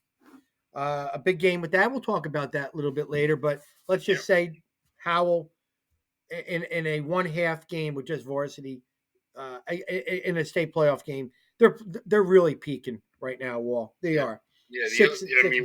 Wall. This is their time of year. The only team that can stop them. Wall is themselves type of thing. You know what I mean? Central Jersey 2. Yep. We just had Coach Petruzzi on our show, and and 30-6. Here's one thing that you just hear the score, but here's where I was at the game. Barnegat stopped Raritan. Raritan had a penalty. They had a punt, pinned him to the 2-yard line. Barnegat went on a 13-play, 98-yard drive, scored a touchdown. Now you start thinking, I'm thinking going, wow, this is going to be from that point on, Barnegat had 34 yards offense after that. Raritan went on and scored and did all their thing and won comfortably 30-6 Raritan's a good football team. Barnegat's good too, but Raritan kind of got pushed to the limit and then said no more, no more. Wow. Here's a name for you that came back from an injury from a couple weeks ago. Dan Calicari. They had 3 guys that had over 100 yards rushing. He was one of them. He had 101 yards. He is dynamic as a slot. With the pitch and the reverses and the counters, and also as a defensive back. He's one of the top Defensive back. one Yep, of the top defensive- juniors in the short conference, hands down, hands Yep. down. Yep. Ben Hutchins, their quarterback, is very good at the option to the perimeter. Campanella, I love too. He's just as good too on the perimeter. And then of course Falzone, running up the middle, 1,000-yard rusher 2 years in a row. They're dynamic offensively. They really are. They got them clicking. And you heard Coach Petruzzi talking, Anthony, just a real good role model to those guys, and been there 21 years. And good story, really good story, Coach Petruzzi with that. So Barnegat finished off 6-4. Coach Coving replaced me.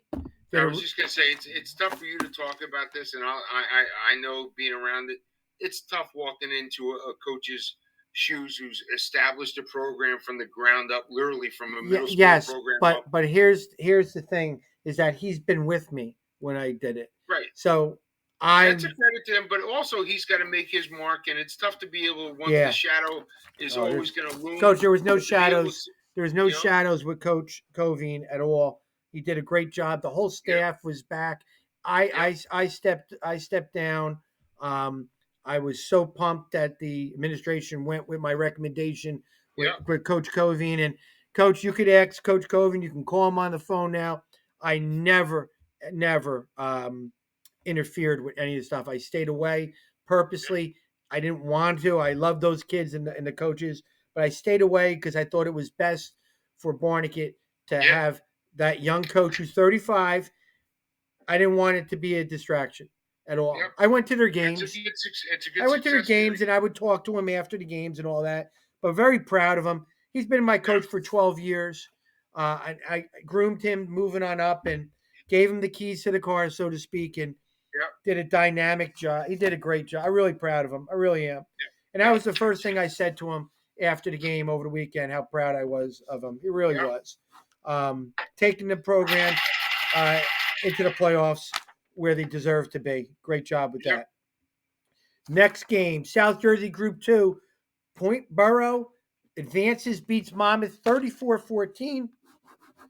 Coach Stobbs got these guys going. A young and enthusiastic football team winning right now. The number 1 seed. Took care of Charlie Vitale, 114 yards and a touchdown run. Tyler Gordon ran for a touchdown. Returned an interception for a touchdown. They got some good football players. They Matt Oliphant, Jake Croce, J.J. Bennett. I like Reynolds. The defensive end, a junior.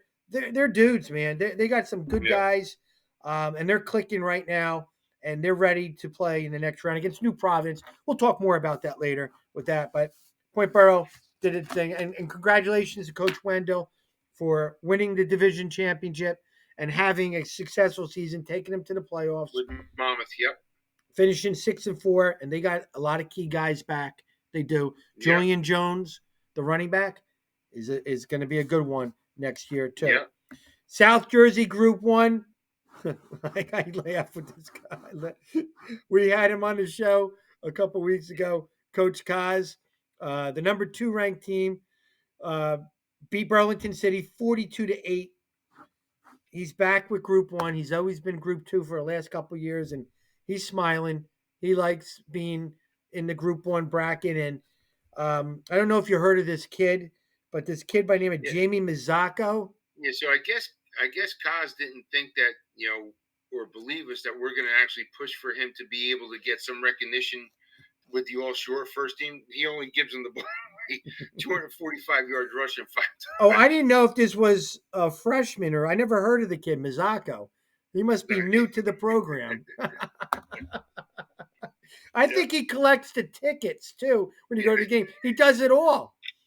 I mean, everybody. If you ever go to a shore game, and I am not giving out any details to the next game, but you all know who's getting the ball. I think he snaps it to himself too. But in his quarterback, he's running the football. If he's a tailback, he's getting it handed. I mean, it's amazing. And to me, it's not just Mizako, it's the line. Because everybody knows what I'm talking about. What and are you going to do? Right. They're very good up front too. They're running the system. They're just so team oriented. They're fun to watch. They really are. They really are. I love the kid Jackson Whitaker though.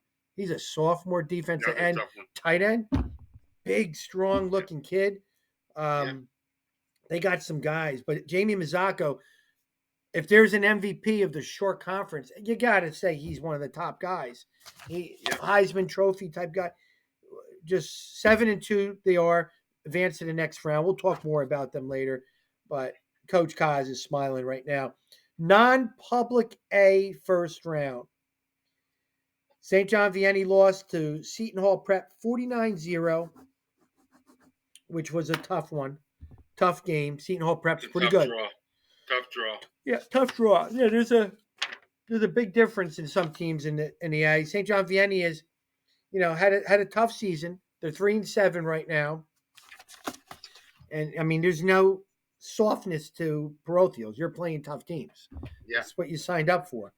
So, I mean, Vianney's got a lot of, and they're still playing another game. I think they're playing Howell Thursday in the Consolation game. They got hit with a couple injuries. I know their quarterback position's been a little banged up, and that affects your team a little bit right there. But they have some good athletes that we're going to talk about in the All-Star teams. We really are with that. Good. Who else? Ooh, my bad. I typed this all up. Man, I didn't realize there was this many teams in the playoffs. Jeez, we're good. All right, good. Colts Neck. Yeah, let's get to Colts Neck.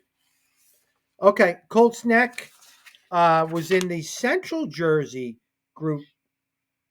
Which one were they in, Coach? What was Colts Neck in? They were in Central Jersey Group 4. Central Jersey Group 4.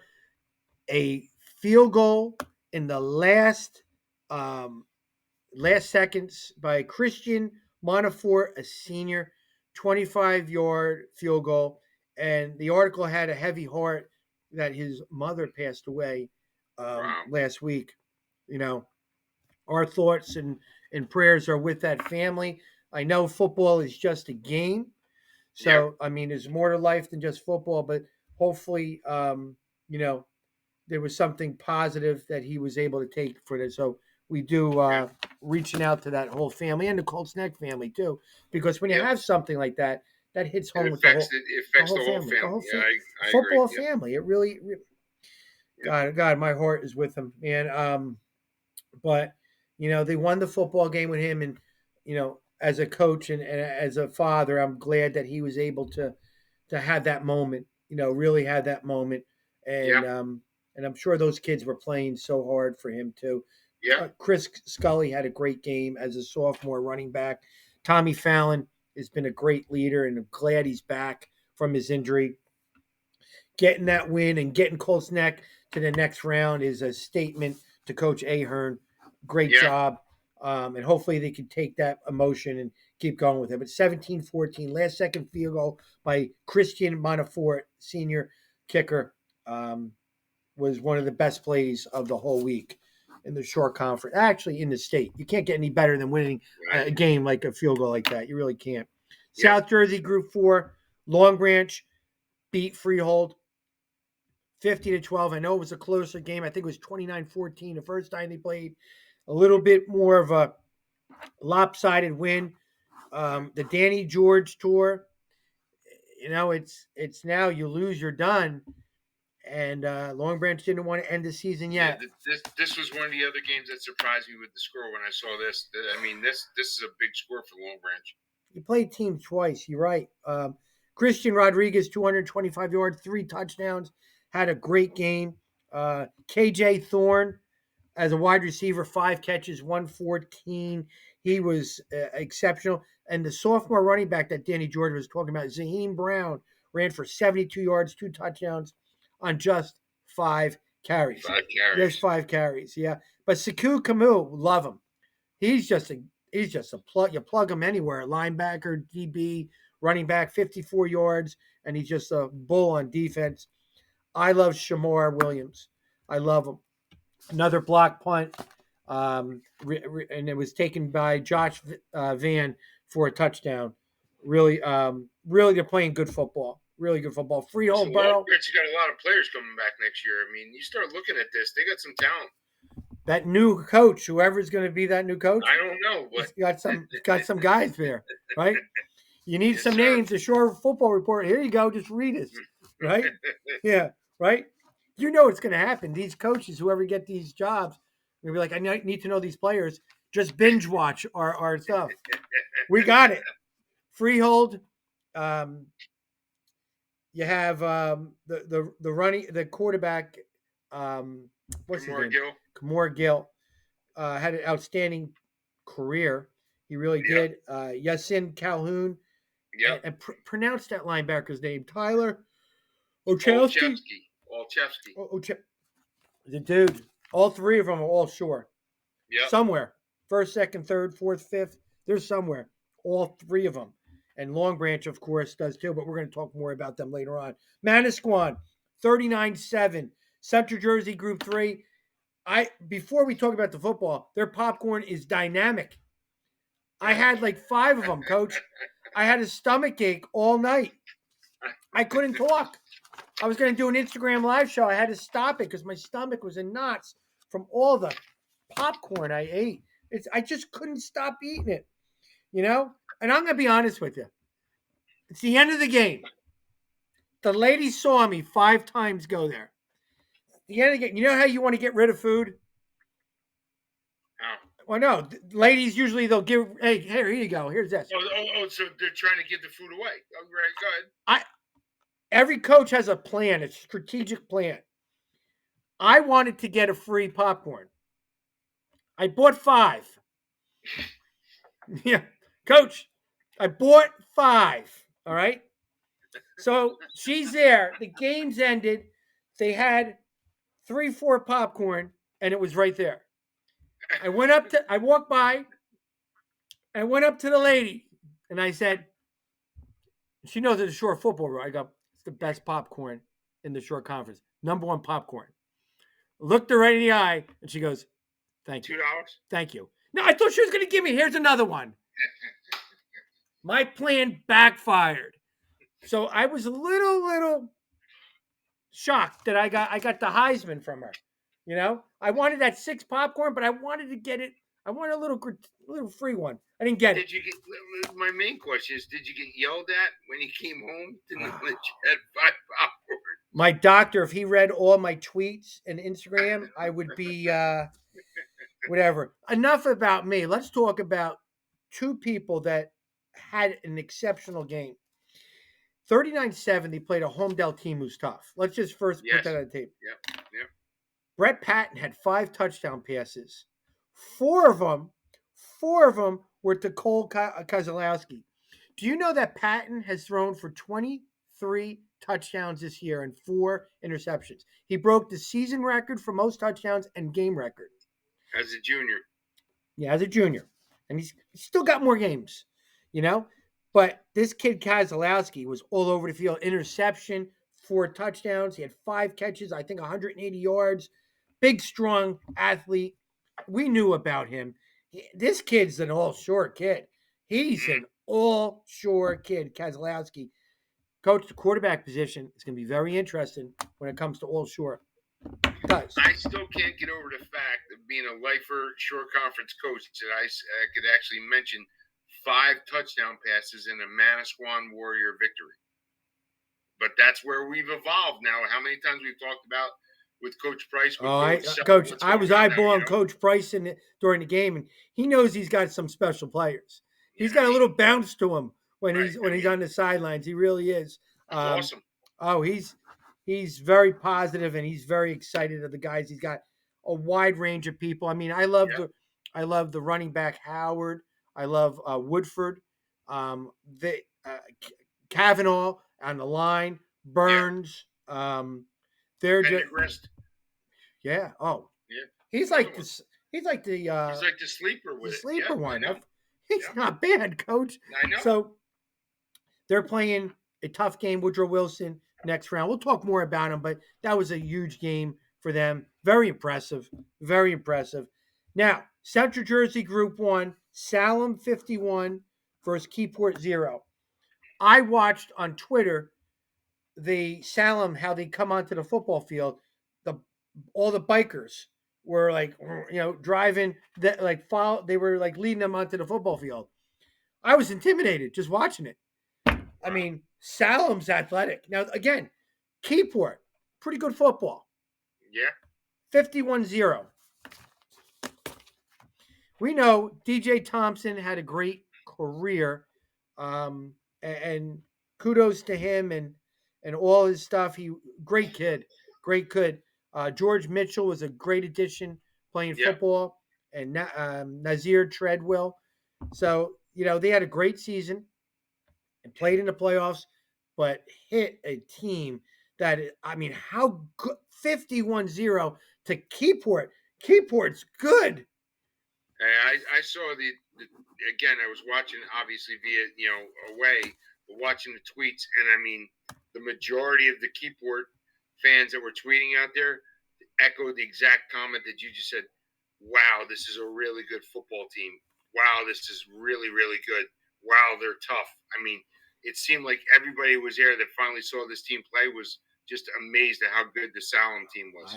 Bikers intimidate me. I mean, my mom would never let me ride a motorcycle, so I mean, I can't even have a tattoo on me, and you put bikers following, leading the team onto the field. I'm going that way. I'm not. That's Penns Grove. Again, Asbury Park is a very good football team in Group 1, South Jersey Group 1. Lost to Penns Grove 41-14. Penns Grove, South Jersey Group 1 teams are just, there's something about them. They're tremendous. They're tremendous. I agree with you. Asbury Park had a great season. They have Brown at quarterback back. They have Carter at running back back. Yeah. They have a lot of guys back. They're going to be good next year. They really are. And they have their linemen back next year too, Coach. So don't feel sorry for Asbury Park. No. Be very excited for them in the future. Coach. They still got a really big rival Thanksgiving game coming up against Neptune. That's a historic game. Yep. So, and that's that. So, was that all the games, Coach? That's it, Coach. You know what that means, right? This is what I think of last week. One more rep. Forget it. All right, Coach. Now let's do the breakdown for this week. We got 4 consolation games, but yet we have the state playoffs second round for just about everybody. The parochials have won first round right there. So let's talk about the breakdown and give these guys some due, and let's get going with that. First, the 4 consolation games. Do you know that I'm going to be at New Egypt on Thursday on the sideline? Me and my AD, John Germano, my buddy, we're going to see Coach Steve Fence coach against Lakewood in their consolation game. So give them, I'm excited about that. The other consolation game is Brick Memorial at Neptune, and it's Coach Curry versus Coach Duffy. And you just look at their records, and whoever wins, all of a sudden is going to have that 4th win, and it's going to look a little different in the mirror with them. And one thing about Coach Duffy, he's got those guys playing very good football right now, Coach. I saw it firsthand. I agree with you. All right, hold on, Coach Curry, because I know you do it all the time, but this is Coach Curry's first time being at Neptune and all that, and I like that marriage. I like that Coach Duffy Neptune marriage because Duffy's a tough guy too, and Neptune's got all those skill kids. Yeah. Wow, if those kids buy into that tough guy stuff, it's a good mix. Yeah. I'm a big Coach Duffy fan. I think Neptune is a team to look out for in the future.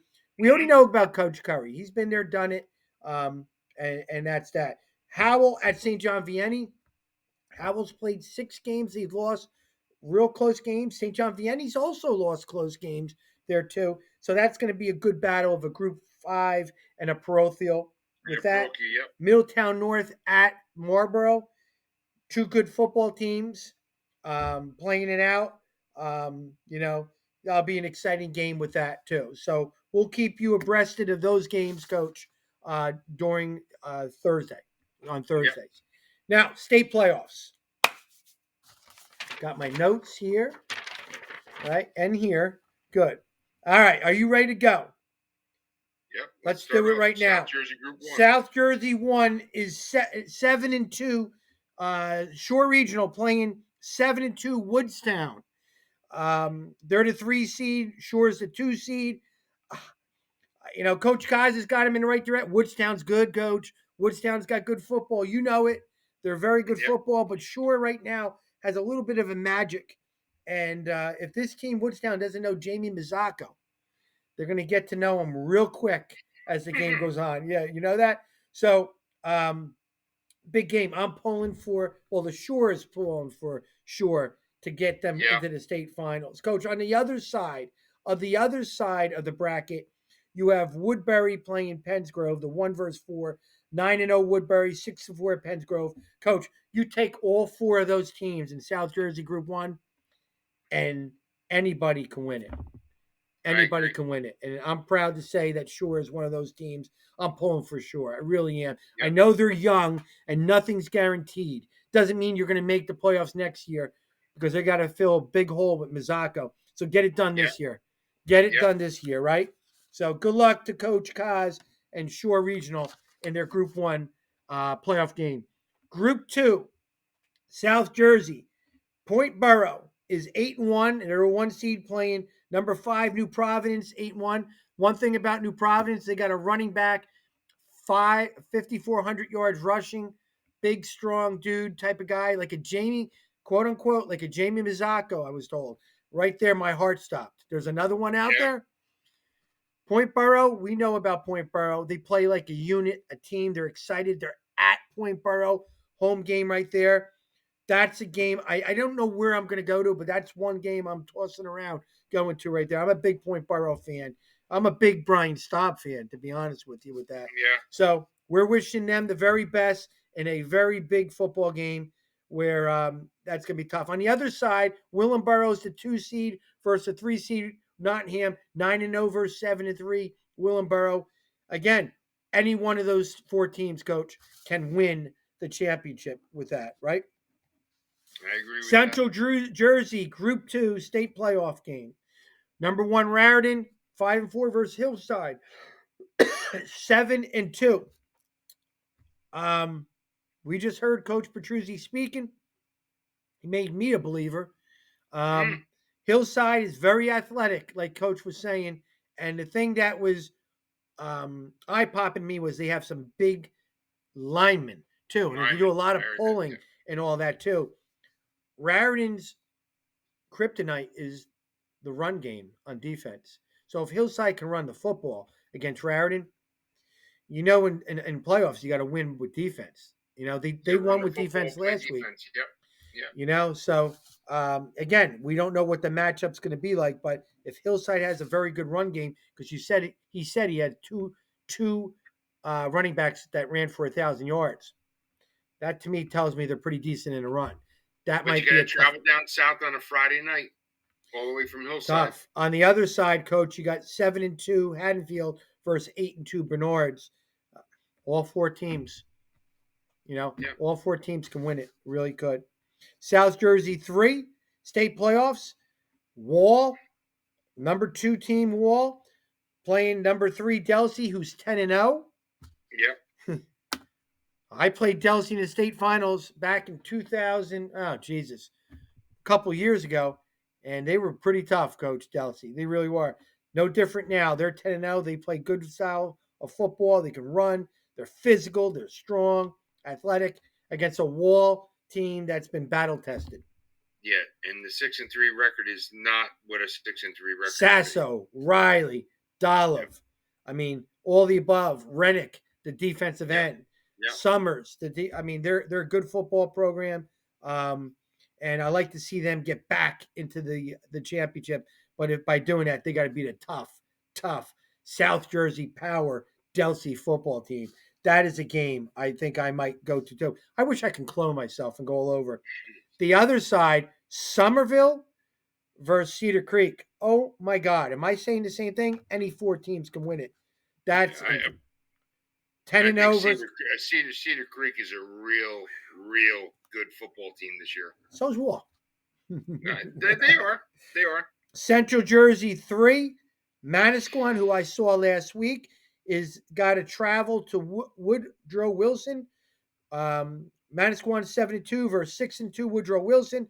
Manasquan's got this dynamic offense that they put in this year that they can show they can equally run and pass. More pass happy than run. I know they can run, but they haven't just run the ball without just throwing the ball. But there's nothing wrong with that. RPO City, that's what they're doing. Patton's having a great season, 24 touchdown passes, and he spreads it out, Coach. I love that he spreads the ball out to numerous receivers that can giddy up and run. They really could. Big game with Woodrow Wilson. I'm interested with that. That's that again. You're playing a Manasquan traditional state football power against a Woodrow Wilson that's really good for a couple years, and then they're really bad for a couple years. So we're gonna find out real soon who's the better football team this year. This year. On the other side, you got Rumson, who is the clear favorite, the 1 seed. They're 8-1 against Burlington Township, another 8-1 team, going against Coach Madera. You know Coach Madera, right? Yeah, of course. Yep. Good friend of mine there. So wishing those guys best of luck. South Jersey Group 4, Long Branch, the 3 seed, the Danny George Tour is still going against 10-0 Ocean City. I was asked to be a coach there at Ocean City in the summer. If I wanted to, I could have. Boy, I would have had some fun. They're a good, well-coached I was football going to team. say Ocean City's a very good football team. Yeah, well, I like the carousel and all that stuff. But Ocean City is a very good football team and very athletic. 10-0, playing a Long Branch team that's playing on pure emotion too, Coach, with athletic ability.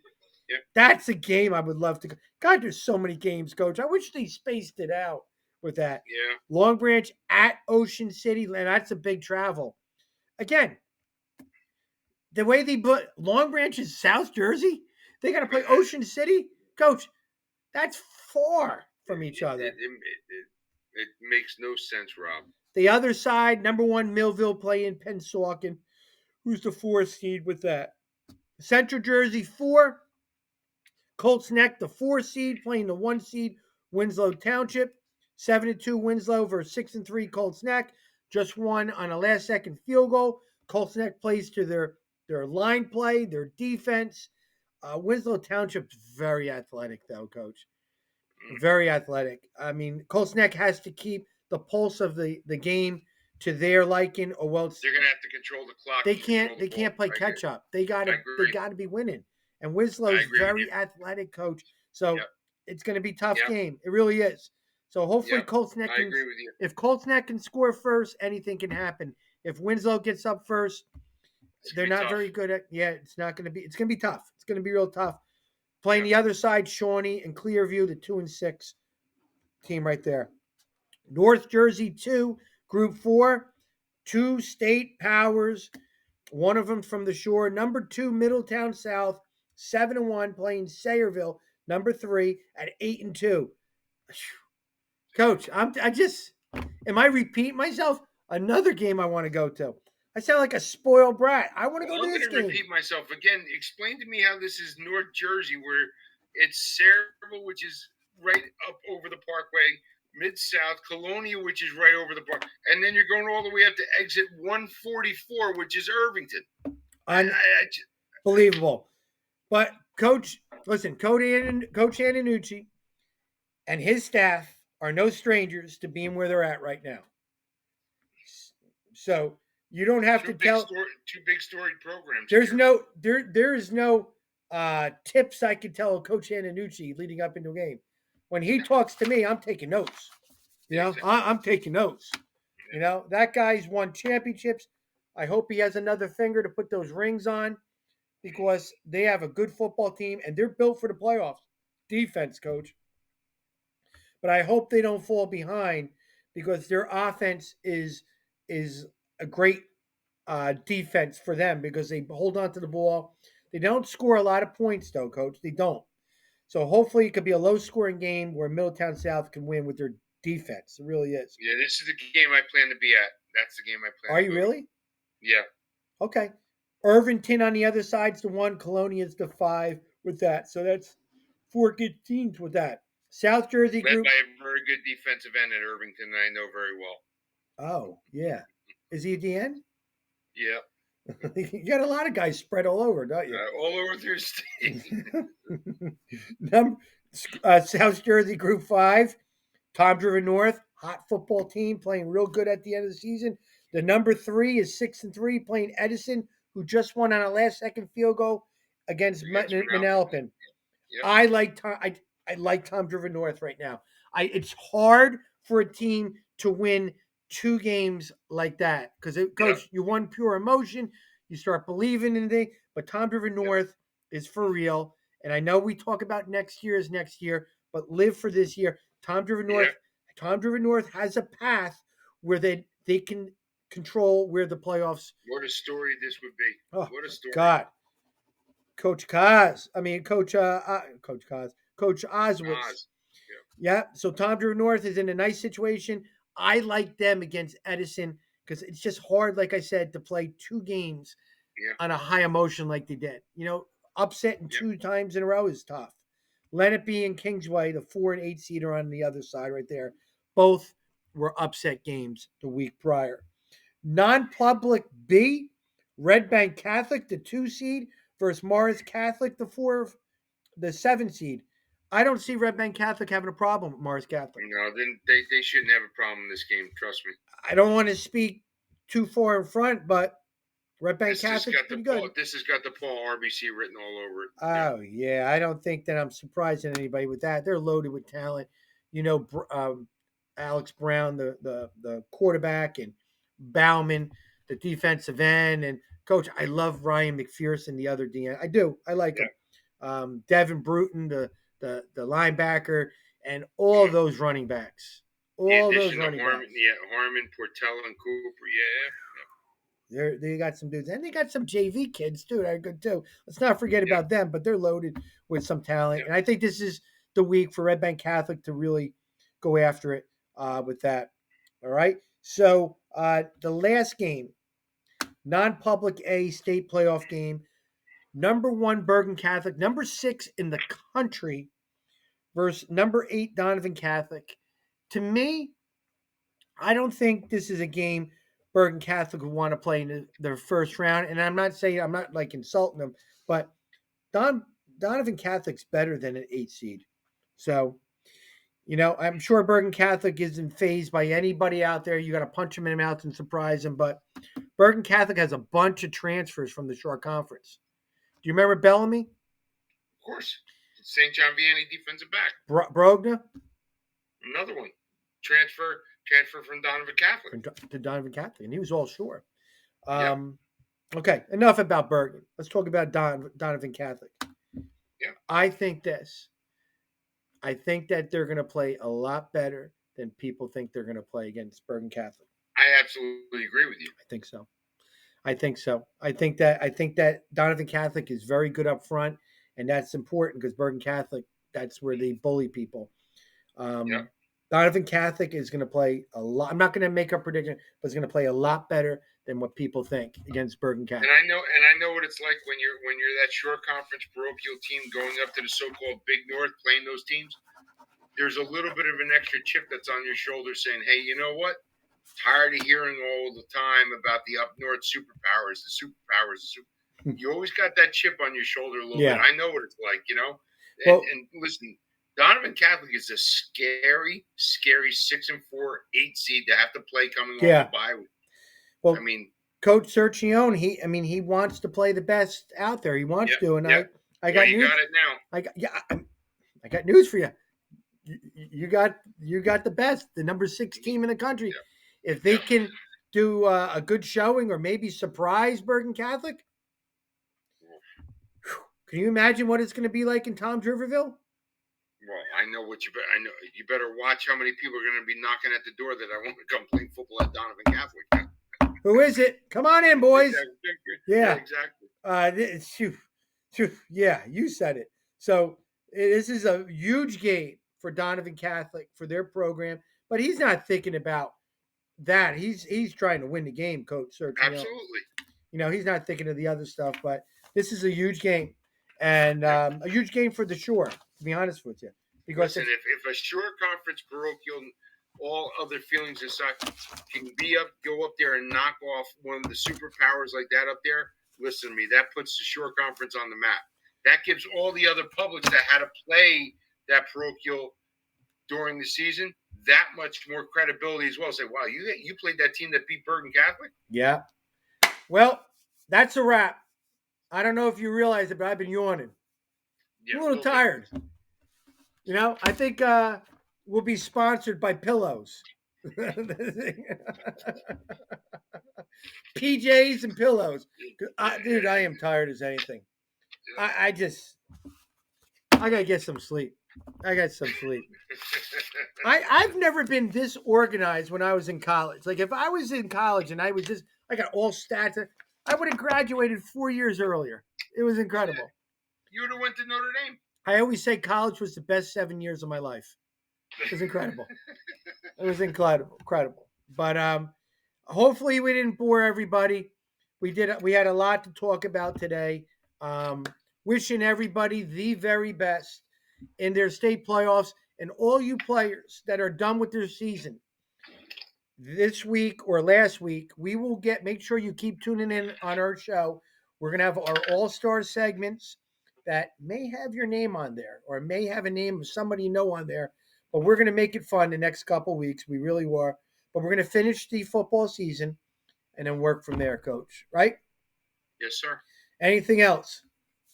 I just truly hope that the weather holds off this weekend. Looking at the weather report this weekend, it doesn't look too promising. It's going to rain? Oh, yeah. They're talking about Friday, Saturday, and Sunday being prom. So, I mean, when you get to this level, you want things to let the true team play out the way they want to play out. You don't want weather to come into play, but we'll see how it goes off. Hopefully Really? The weathermen are wrong like usual. So let's see how it goes. We always had a coach on our staff that checked the weather. And he always was like, and it was never a positive thing. It was always like 30% chance it's going to rain. I get it. But there's 70% chance Yeah. it'll be good. Well, how about somebody going, it's 50% cloudy? Well, isn't it 50% sunny? Yeah, exactly right. Yep. But, I mean, you always want to give the bird bad, like, hey, 30% is going to rain. Great. Start practicing with a wet ball. But it's a 30% chance. So Friday, they're calling for 87% chance of rain. Oh, my God, 87? Yeah, rainfall near a quarter of an inch. When you get told it's 87%, that weatherman saying, you call me bluff, you get wet. Yeah. Saturday looks much better, but a ton of rain during the day on Friday, and then it's supposed to be out of here by Friday night. And those weathermen are never wrong. No. That's the greatest job in the world. You can be wrong 50% of the time, make a great living. all you gotta do is say is a chance. It's a chance to rain. And you know what else is a chance? That a lot of these teams in the Shore are going to win a football game. Right? But what's not a chance is always a guarantee. When you watch the Shore Football Report, you're getting the best of the best from the coach's view from the sideline, my friend. Awesome. All right. I'm Coach Davis, Coach Hoadley, signing off to everybody out there. Keep spreading the word, and let's make this even better each week. And hopefully we can make things better for you guys in your household and make it fun. All right? I'll see you guys next week.